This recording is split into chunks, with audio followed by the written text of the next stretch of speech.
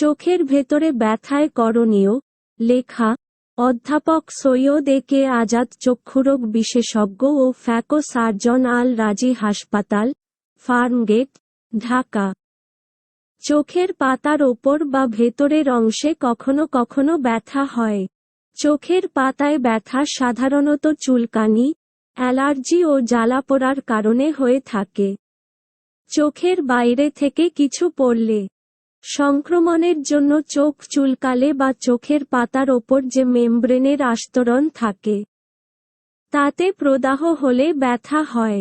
তবে চোখের ভেতরের অংশে ব্যথা হলে তা সত্যিই উদ্বেগের। গুরুতর কোনো শারীরিক অসুস্থতার কারণে এ ব্যথা হতে পারে, যেমন ব্ল্যাক ফাঙ্গাস সহ বিভিন্ন সংক্রমণ। চোখের নানা জটিল রোগের কারণে এই সমস্যা হতে পারে। চোখের ভেতরে ব্যথা কেন?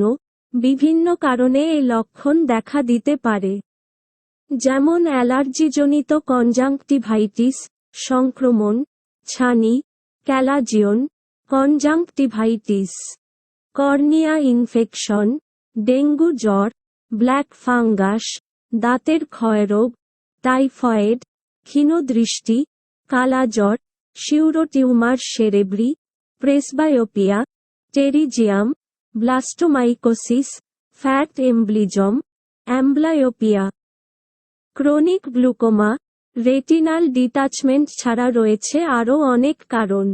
উল্লেখযোগ্য লক্ষণ হল চোখে লাল ভাব, কম দেখা, মাথা ব্যথা, চোখ ফুলে যাওয়া, চোখ দিয়ে পানি পড়া, চোখে চুলকানি, চোখের ভেতরে কোনো কিছুর অস্তিত্ব অনুভব করা, চোখ জ্বালাপোড়া করা, ঘোলাটে দৃষ্টি, মুখমণ্ডলে ব্যথা, চোখ থেকে সাদা বর্ণের তরল জাতীয় পদার্থ বের হওয়া ইত্যাদি।